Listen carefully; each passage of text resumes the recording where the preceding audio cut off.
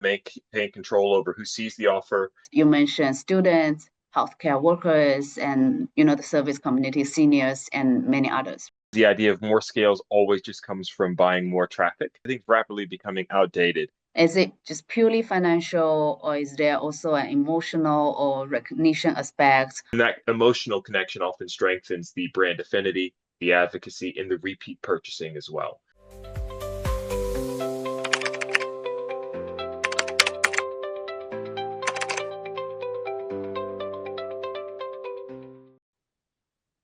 Welcome everyone to Tyroo CJ Growth Lab Global Publisher Talks Episode 4.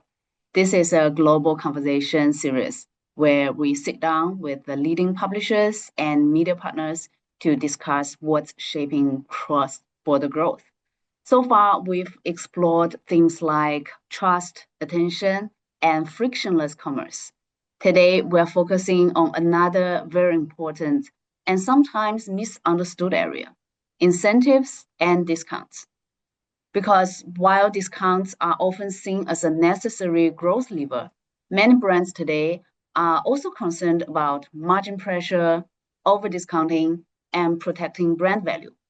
So the question becomes, how do you drive conversion without turning discounting into a race to the bottom? That's exactly what today's session is about. Emotional affinity marketing. Not all discounts are equal. And with that, I'm very pleased to welcome our guest today from Gocertify, who has built a very interesting model around verified rewards and targeted offers. Welcome, Patrick. Over to you for a quick self-introduction. Hi, Melina. Thank you so much for the introduction. And hello, everyone. I'm Patrick. I'm an account executive here at Gocertify. Um, nice to be able to speak to all of you and take you through a little bit about Gocertify, how we work, and the impact which we're having for brands with verified offers on site. Yeah, thank you. So one of the biggest concerns brands have today is that discounting can damage both margin and brand perception. So how does Go Certify approach incentives differently from traditional voucher or coupon models? Thank you. So yeah, Gocertify, we focus on closed group, so identity-based offers rather than mass market discounting. So this is offering things specifically for high-value segments like students, key workers like healthcare, military, additional groups as well. So seniors, youth. So you're running offers instead of for everybody on the site. It's for these really high-value segments. And so it's only that those people who qualify for the offers which will have access to these rewards. And this will allow brands to reward specific audiences without publicly discounting for the entire site or training all consumers to expect promotions. And so, unlike a lot of open coupon sites, GoCertify keeps that experience on brand and on site for shoppers, which well, obviously it reduced the overall code leakage and the discount search abandonment to third-party voucher sites. Altogether, this gives brands the ability to maintain control over who sees the offer, which products or categories are included, the discount levels, which geography, so which markets you want to run offers for, and the offer frequency. And as a result of these approaches, you can have incentives which balance the customer acquisition, the conversion uplift. It protects your margins and make sure that you're not damaging your brand by having offers for everyone. You get to maintain the exclusive feel by having offers for these key groups. Yeah. So why is identity-based targeting become more important into this market? You mentioned students, healthcare workers, and the service community, seniors, and many others, right? Yes. So what we found is that brands, as you mentioned, want to move away from generic offerings and then offer things that are a lot more targeted or strategic for their vision. So really the idea is to deliver a more personalized and relevant experience on site for the shoppers.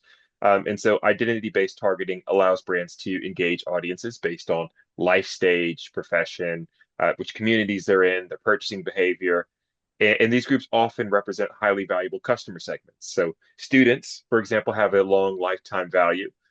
So if that's what the brands are interested in, for healthcare workers and service communities, there's strong affinity and advocacy. So they tend to flock together. For seniors, they have a growing purchasing power. So these are some reasons why brands should focus on these core groups.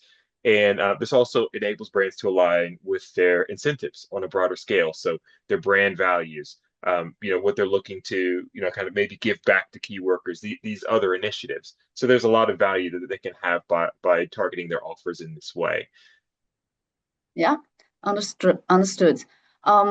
So you also mentioned by doing this, on top of what you just mentioned, the brands actually can see higher conversion rates, and other commercial areas, maybe customer acquisition or incrementality.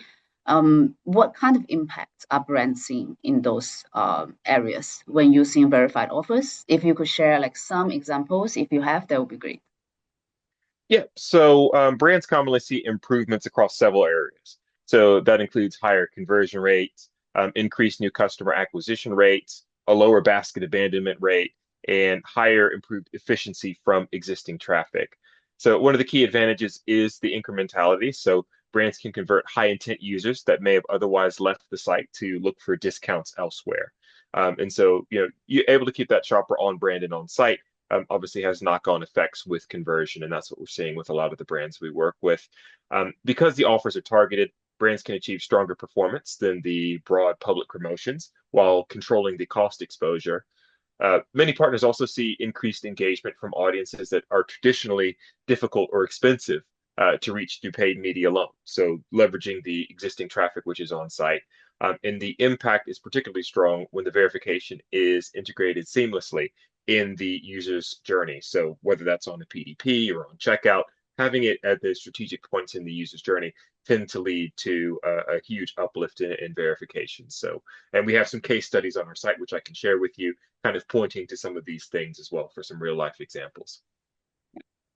Okay, so you just mentioned all of this happens actually on clients' D2C environment, right?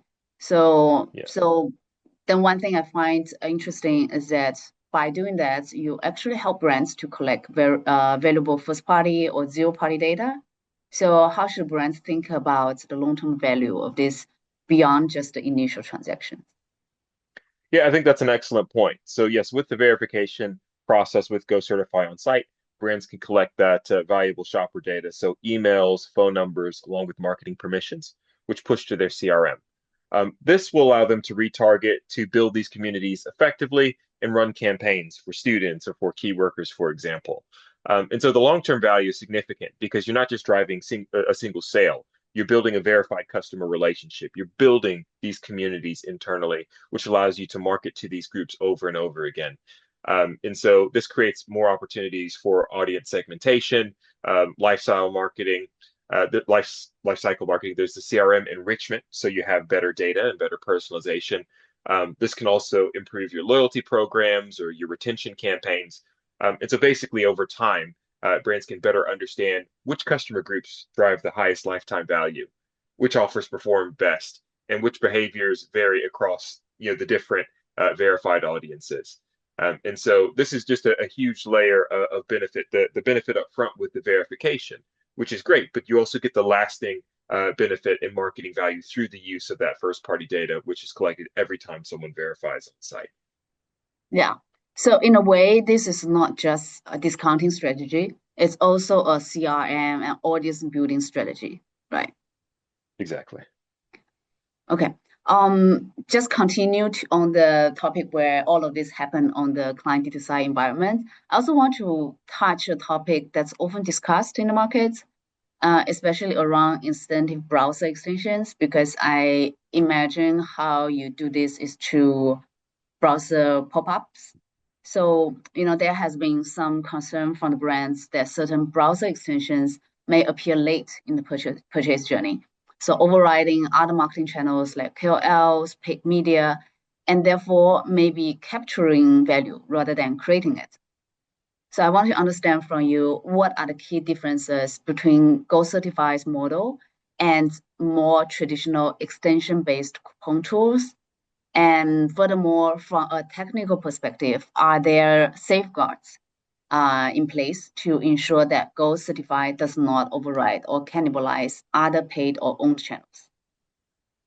Yeah, so Gocertify's model is fundamentally different from extension-driven coupon discovery tools. So really the focus for Gocertify is on verified audience engagement, on-site conversion, controlled incentives, and then incremental acquisition. So Gocertify doesn't rely on broad coupon scraping or rejecting offers across the open web. So this is really just verified offers for these shoppers which are on site. And so instead, the experience is typically integrated, as I mentioned, directly in a brand's own site. So it's not an extension or anything like that. There is that actual integration in the brand's D2C site. From a technical and attribution perspective, brands can implement safeguards such as attribution rules, CPA controls, channel exclusions, things of that nature in order to make sure that you keep the cannibalization to a minimum. And because the offers are tied to verified eligibility, brands can better assess whether they're driving net new users, incremental conversions, invaluable audience acquisition. And so this creates more of a transparent and controlled ecosystem compared to blanket coupon extension models, which may appear at the final stage at checkout. So it's just a more holistic and better solution for a brand altogether than just having that coupon extension at checkout at the very end. Yeah, great. Um, so after we addressing all of this like a concern point aside, I still find it very interesting. The consumer psychological perspective is very interesting. So I just want to understand from you that why do you think targeted rewards resonate so strongly?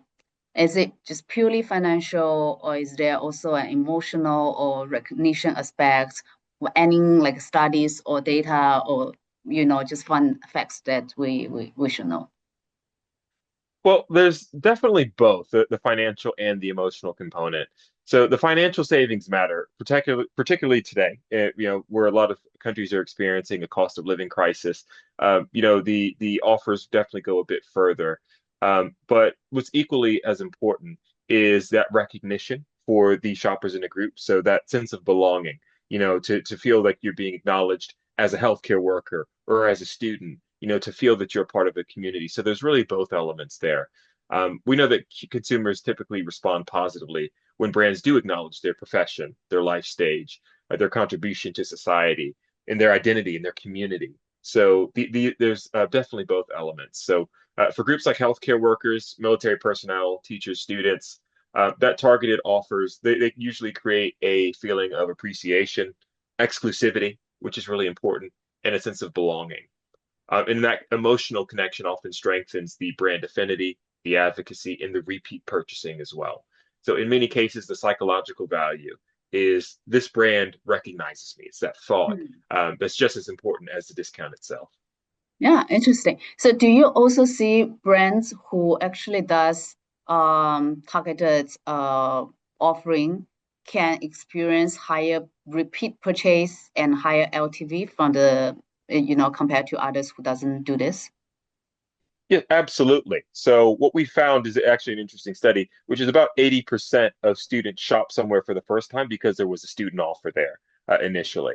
And so it's a fantastic way to get shoppers in the door, get them, familiar with your products, to get them familiar with your brand, and get them to purchase over and over again. So it offers a great way to begin that relationship with customers.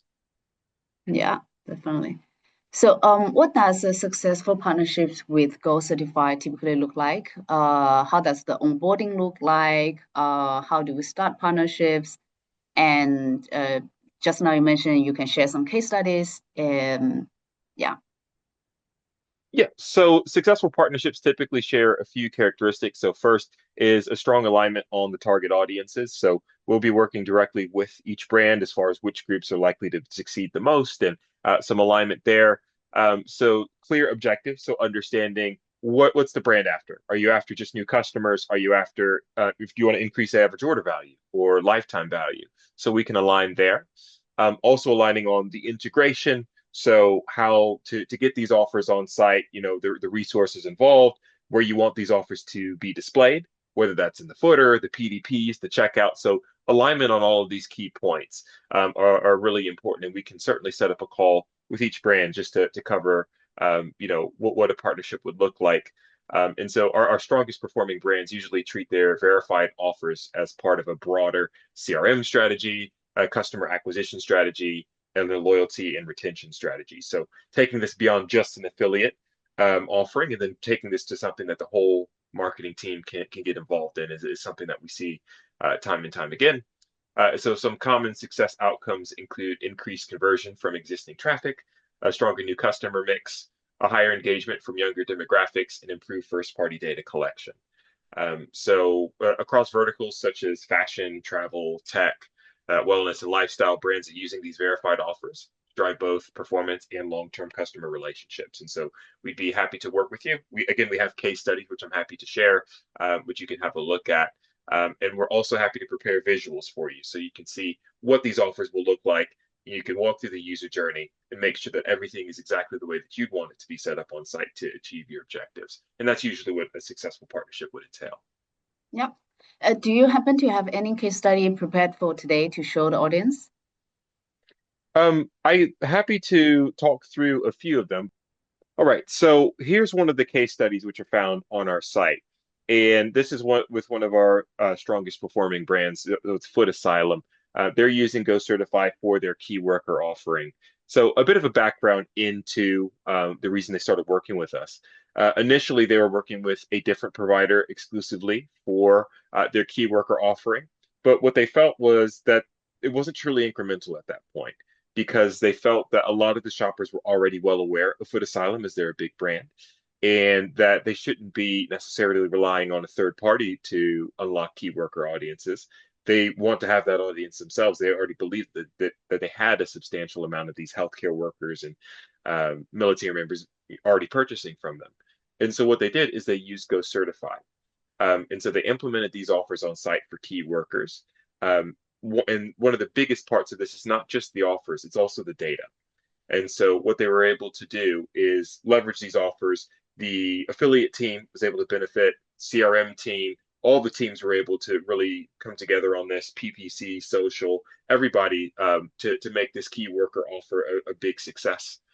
They promoted these offers prominently on site, and they still do. Have some examples here.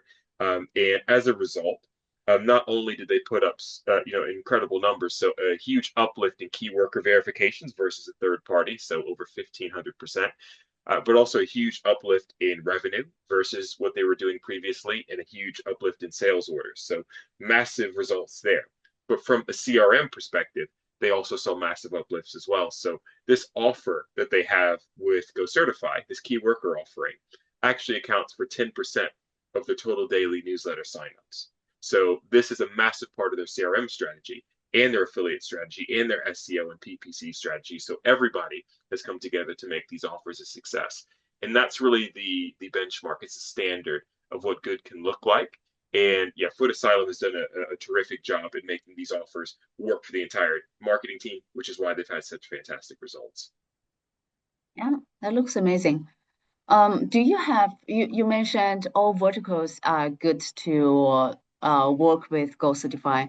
Do you have certain other thresholds for to work with brands? For example, traffic, stage of the brands, any of those considerations?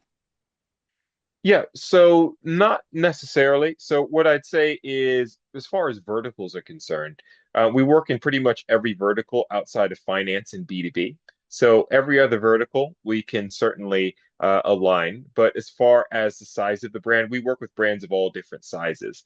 What we would say is, with our commercial options, we have a fixed fee option and a CPA option. For the CPA option, it's usually based on things like average order value and traffic. So if a brand has low traffic, usually there's a higher CPA. And so what I'd say is for brands that are between 0 and 25,000 views or visits per month, usually the CPA is quite a bit high. So what I'd say is usually around 25 to 50,000 visits per month is usually the minimum, which we'll typically work with, but we can work with smaller brands, but that's just usually not what we do. Yeah. Okay, that's fair enough.